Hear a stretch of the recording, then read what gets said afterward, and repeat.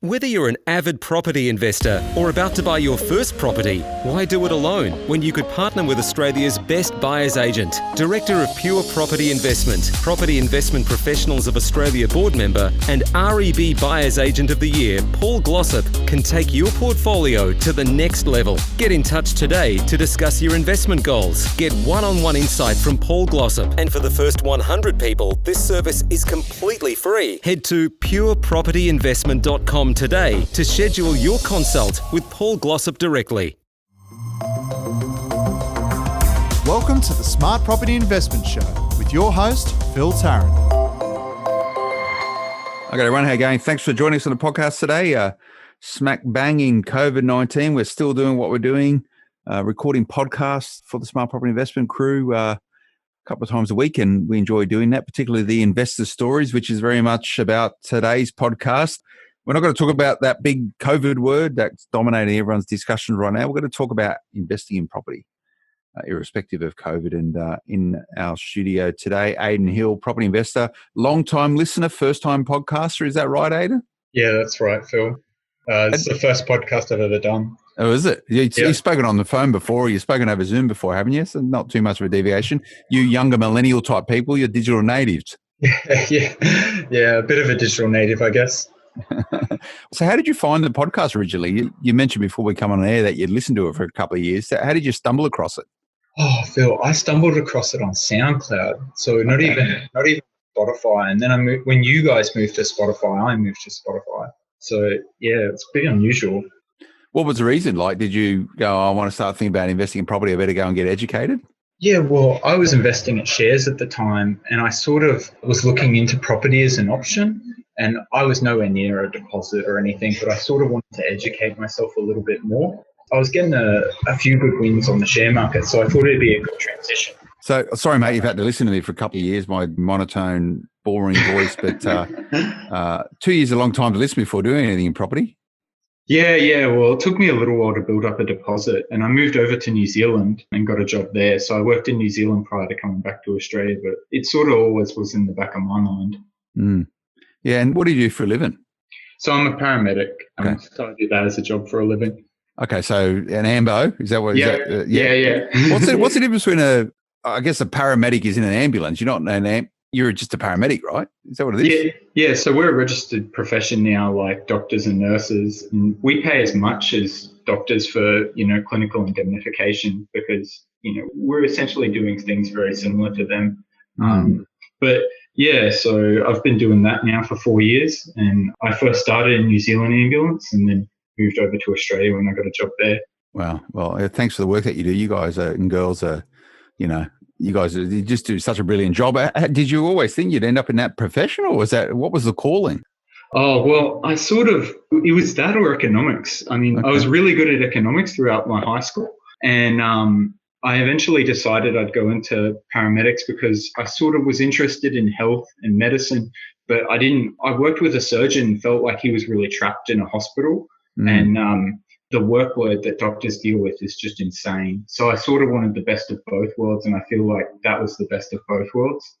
Yeah, I courted with that idea when I was in my early 20s. I was like a lifeguard and stuff and did all that sort of thing. And I thought, it's a natural thing. And I was like, on the ski slopes, and I sort of went down a path of, ski patrol or become a paramedic. And now I just do podcasts, right? But it's a full-on job though. But what sort of shifts you do? Like, is it? So in Victoria, we do up to 14 hours, and then you could get a late call out as well. So some of these shifts blow out to like 16 hours, wow. And they're long shifts. But I would prefer it that way. You get 4 days on, 4 days off. So you get a good life balance with it. You sort of listen to the podcast when you're driving to jobs? Is that what you call it? Well, I drive out to Traralgon, so I'm 2 hours outside of Melbourne. So I listen to it most of my trip out there and the trip back. And it's pretty good. I can't listen to it on jobs because it'd bore my partner too much. So do you sort of 4 days a week you drive out and stay out regional and then come back, do you? Yeah. And I've got 2 places to rent. So I do that, sort of a commuter lifestyle. Oh, that's cool. That's really interesting. Well, do you still enjoy the job as much today as what you always have done? Or it must be a calling, no doubt. It's sometimes pretty intense. Yeah, look, it's really hard because a lot of people want to, use property as a way of getting out of their job.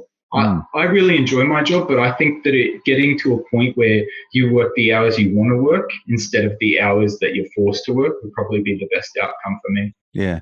What's your most memorable day on the job so far? As I imagine every day is memorable. Oh, there's a few. Yeah. I've delivered a few babies, and that's probably like one of the best parts of the job. That's But, cool. some of the more memorable stuff is like the moments you have with people are just incredible. Like you're there for people's best and worst moments of their life. And it's almost a gift because a lot of people, they think because I've got a lot of friends that they think you're almost traumatized by what you see, but I almost see it in the opposite light that you get so much contrast in life. Yeah, it's amazing. And, the very few interactions I've had with that profession, particular people that are called to it. And, we're very fortunate in Australia that we have such passionate people delivering that. So thanks so much for what you do and what your colleagues do. It's absolutely critical. But so for you moving forward then, you're quite happy with this rotation of 4 days working and 4 days maybe being a property investor. That sounds like what it's going to be. Yeah, so I work rurally. So working rurally is really, really easy to do because it's you don't get as much of a demand as I did when I was in the city, but it's definitely, you get the best of living in Melbourne if you live in the city. So you kind of get the best of both lifestyles. Yeah. So for you now, you were investing in shares, decided to educate yourself on property, which is a good way to go about it. You don't want to start investing in anything if you don't understand it. Are you currently a property investor or are you still thinking about investing in property?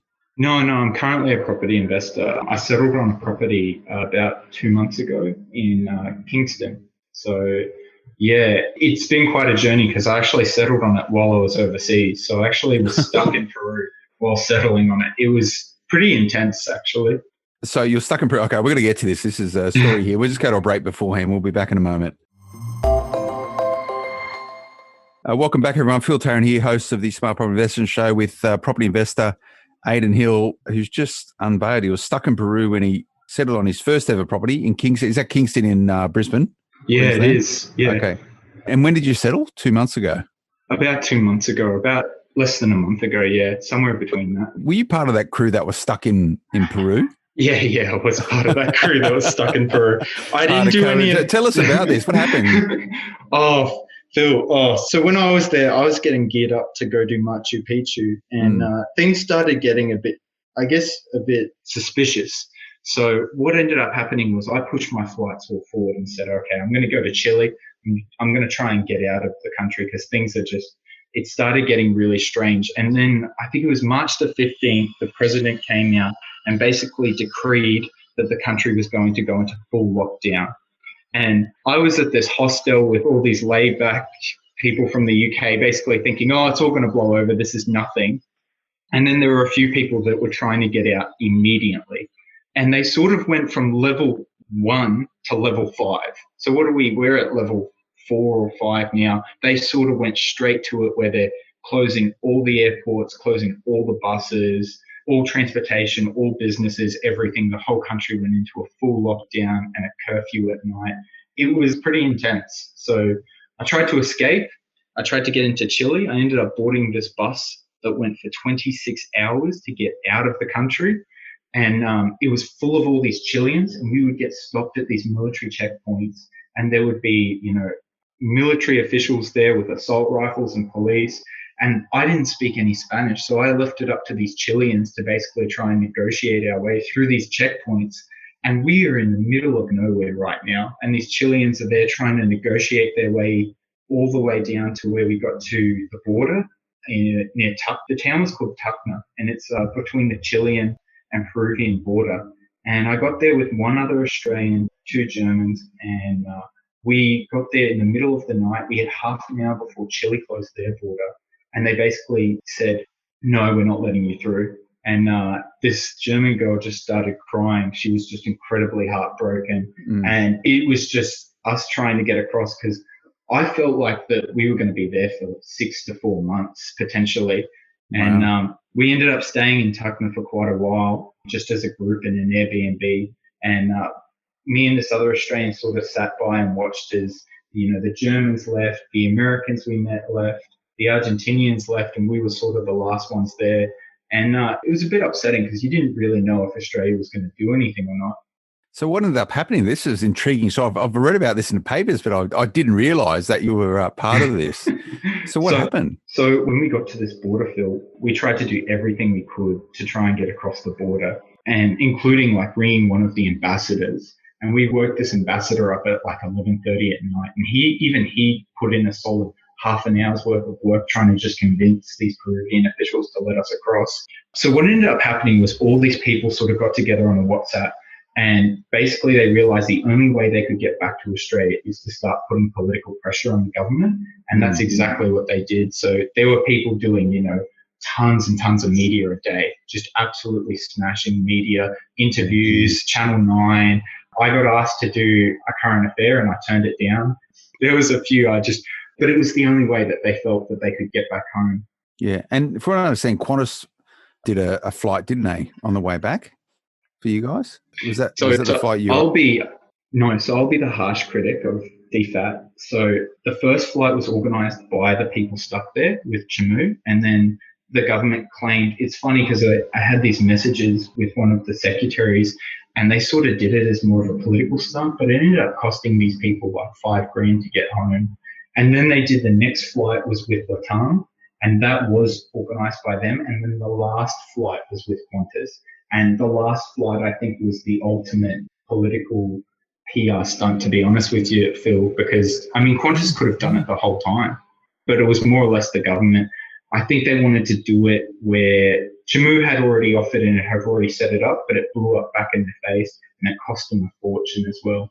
So which flight were you on back? I was on the Latam one. So we flew to San Diego from Cusco, and then from San Diego, we sort of grouped up with another crew from Lima, and the two of us got together on a Latam flight back to Melbourne. So I was really lucky. I only had to do the 2 weeks in quarantine in Melbourne.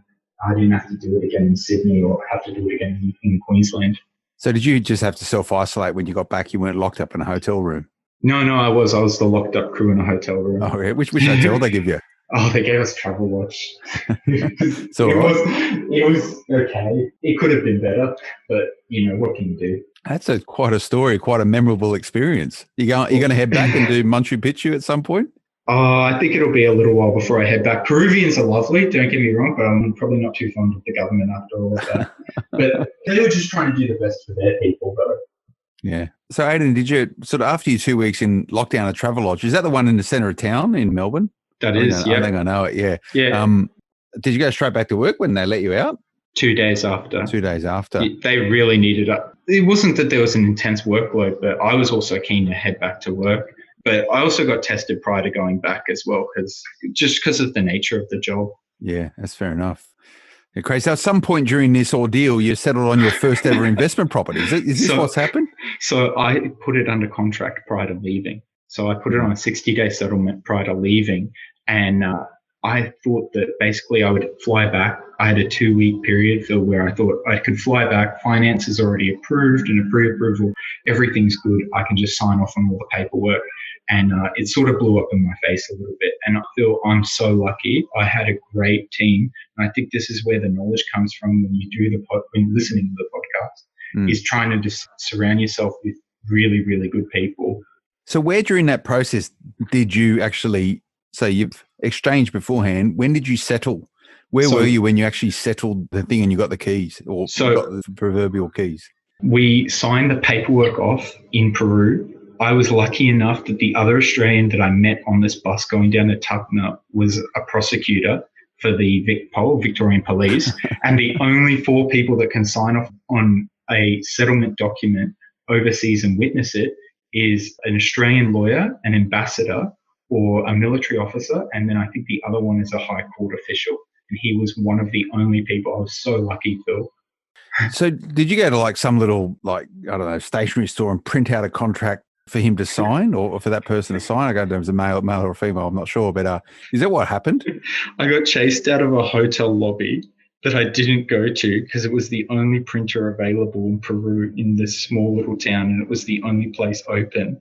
I sort of went in there and pretended that I was one of the only attendees in this version of the Holiday Inn. Mm-hmm. And they called on about after 10 or 15 minutes after printing out these documents. And they sort of just I sort of knew what was going on, so I quickly grabbed my documents and ran out before they could call the police and sort of. So these are the contract for sale, is Yep. it? It's essentially, No, okay. This is the settlement contract. It's a settlement contract. Okay. So you've signed all this stuff. You got this person to countersign it, Yep. to witness it.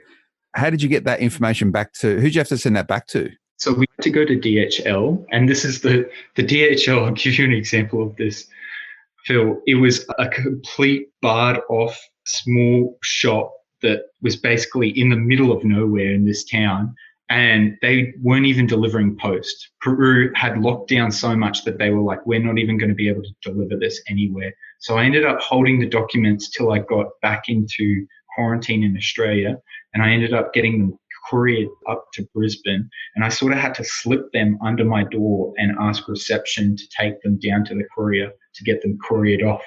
It was just insane.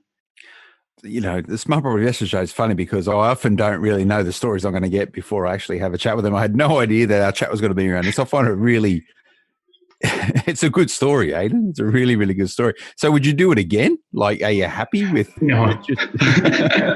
The amount of stress I probably put on this, like the mortgage broker and the solicitor, is insane. Like, I can't believe there was no way that them doing this deal was in any net benefit to them. They sort of just did it out of their own grace because the amount of work they both had to put into it was just crazy, you know?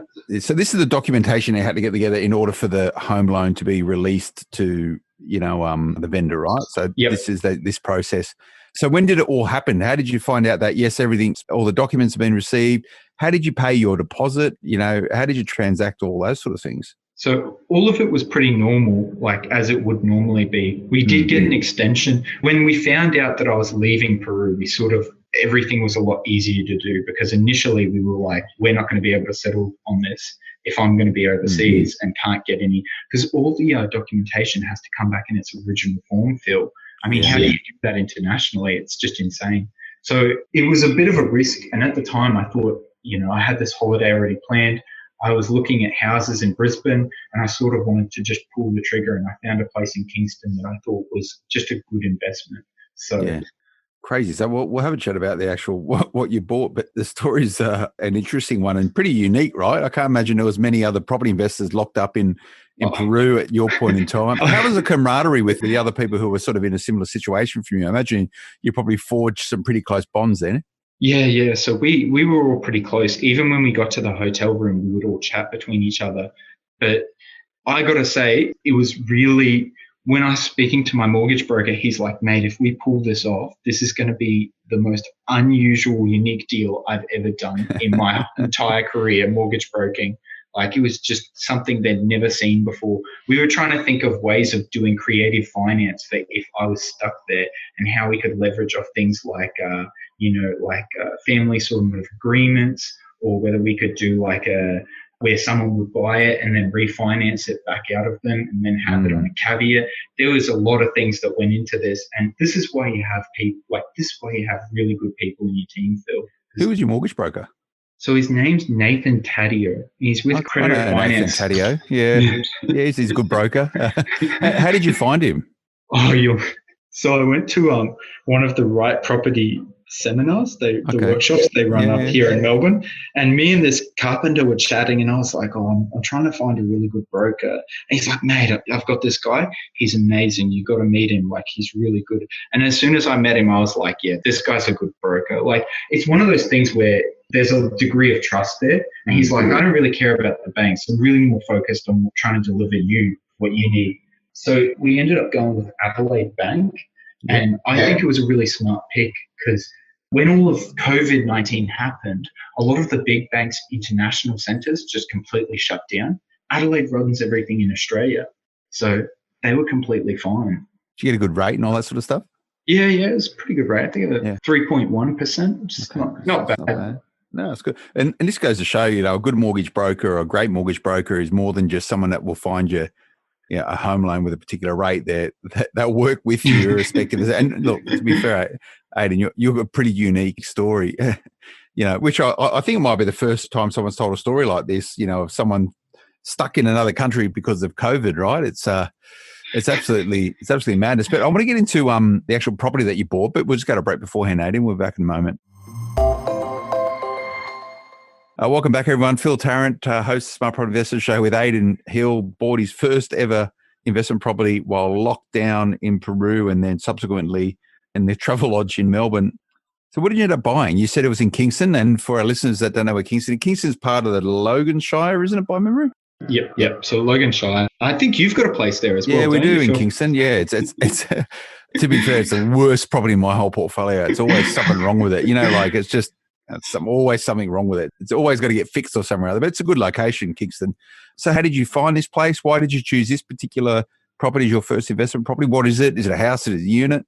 So, yeah, it's an old Queenslander place. It's on Mary Street, so it's not far away from the train station. I actually was going to go through a buyer's agent initially, but I ended up doing a lot of research myself, Phil, and I felt like this was just a better option that I found, mainly because, as you know, like the areas around it, Logan Lee and Meadowbank, I was sort of more looking for places around there, and it sort of is just getting the ripple-on effect of those suburbs. Yeah, so how much did you pay for the property? So it was $280,000, and when I first settled on it, the negotiations were pretty, I guess you could say, pretty aggressive. They were looking for anything above $275, and I basically walked in and said, "Look, I'll give you this deal, but it ends on the end of this weekend." And I think it was the Friday, and I think by Sunday we had it under contract. Okay, do you reckon you got a good price? Yeah, I think I got a good price. The original owners renovated it and then put it on the market for around $310. And no one had sort of bought into it. I think they just overcapitalized a little bit with the reno, and it was sort of more of a divorcee sale just due to circumstances, I think. Yeah, I've just jumped on Google Maps, and you're right near the Kingston station there, aren't you? Yeah, the Kingston Butter Factory, if you ever need some butter. They're turning it into a amphitheatre. So it's a part of the renovations or changes in infrastructure. So they're turning it into an amphitheatre, Phil. So is this like a bit of a gentrification of Kingston? You got Guppy's Early Learning Centre there as well, which is a couple of churches and stuff. So you paid $280 for it. Well, what sort of rent? So someone's renting it currently? Was there a sitting tenant in it, or have you had to get someone in there? Yeah, no, there was a sitting tenant in it. It was getting $310 on the lease. So how's this, Phil? When we settled on the place, I rang the original property managers beforehand, and I said, "Hi, I'm looking at settling on this house. We've got a date. Are there any issues with rent? Is there anything going on with the tenant due to COVID-19? And they said, no, everything's fine. The ledger's up to date. And I think it was about 3 days after settlement, they said, "Oh, you know how we told you that everything's fine? Well, actually, there are problems, and we're trying to work through them, but the tenant hasn't paid any rent for the last 2 weeks." I went, So we ended up going to a mediation with the RTA. We tried to mediate it ourselves, but it was pretty challenging. I want to use the word, Phil. Just trying to meet some of the demands. They'd had a reduction in their hours, which is understandable with the whole COVID-19. But they were asking for, the reduction was about 25%, 20%. Yeah. And they were asking for a 50% reduction. And they hadn't really explained. So initially I started talking to the tenant because the old property managers couldn't get any form of communication out of her. So I started trying to mediate it myself. And she stated, that she had a car loan, some credit card debt.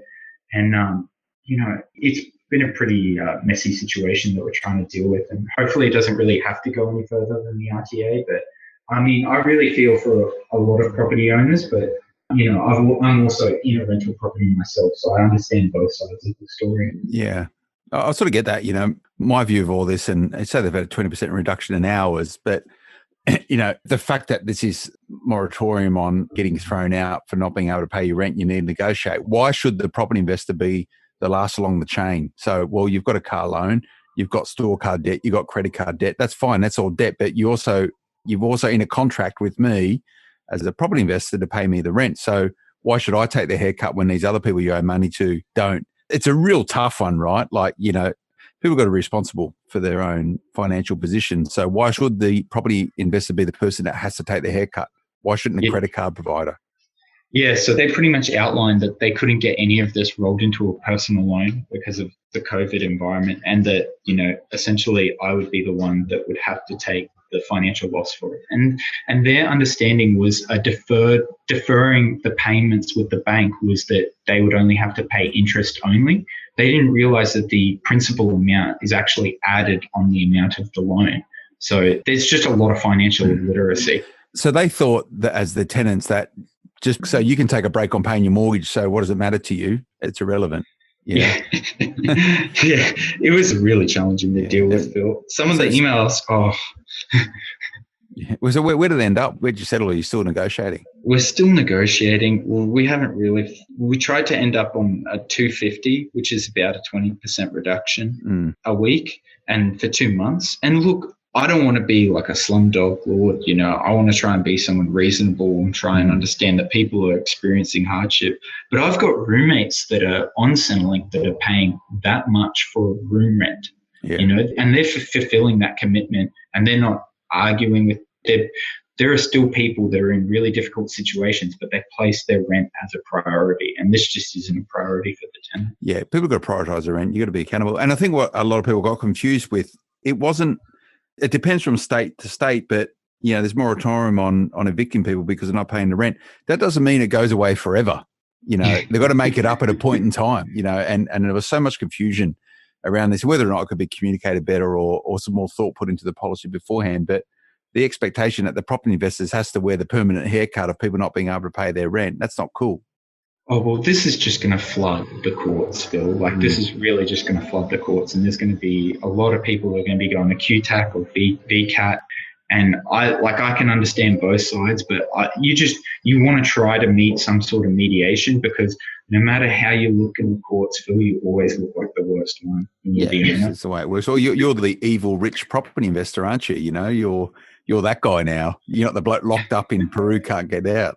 Well, I was trying to explain it to our property manager. I was going to explain it to the media. I drive like a 2000 Lancer that's got like 100,000 Ks on it. I don't even have a car loan. I don't have credit card debts. I don't have any of these things. So it's cool being responsible and educated around how to use money effectively to prepare for your future. But there's a lot of people, and I don't want to sound too harsh on this, a lot of people are struggling under this environment. Hence the reason why the government's put in JobKeeper, JobSeeker, and all that sort of stuff. But there still comes down to accountability. And a lot of people try and outsource accountability, particularly financial accountability, and there's a good excuse. But, stay firm investors. Yes, mediate. Yes, negotiate with your tenants. You're better off having someone in your property than not in there at all, particularly in this environment. There's a lot more properties on the marketplace right now, and vacancy rates are increasing. So you want to keep your tenants, but, don't let people take too much of the piss out of you, though. So the question, this has been your first, you've been thinking about it for a couple of years, investing in property, listening to the podcast. That's all cool.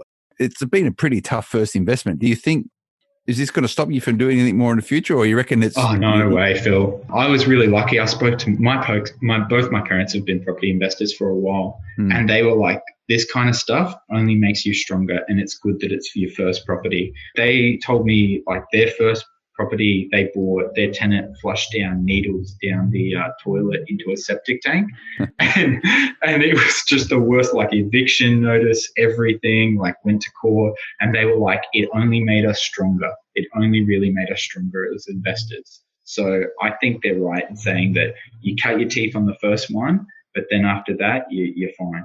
Yeah, well, I think that's a good philosophy, and no doubt you draw on that same resilience in the work that you do as well every single day. So, mate, I've really enjoyed the chat. I had no idea we were going to go this way, but I've really enjoyed it. And mate, keep the fight alive. Keep at it. And property is a great asset class. Amongst other investment classes. But first purchase is a tough one. Hopefully, the next one's easy for us before you, and you have to come back and tell us all about it. Yeah, hopefully I'll pick up another one this year. That's the plan. I'm gonna talk to Nathan about seeing if we can get finance sorted out. I've got, I took it from Steve Waters that you want to have good buffers in place, and that I've got really good buffers in place with that place. So you just got to weather the storm sometimes, Phil. Yeah, you do. And to be fair, you're in a very nice, safe, secure profession as well. Irrespective of what happens, we're going to need people doing what you do. So banks like that. And if you can show good financial diligence and responsibility, the banks will be, I'm no doubt, happy to lend you more money because you're one of those professions that is very stable. Yeah, I think it's a combination of like risk mitigation and just trying to find the right investments. Like, as you know, that's a really affordable belt, and they're not going anywhere. People are going to always need affordable housing, especially during a pandemic. Absolutely. How old are you now, Aiden?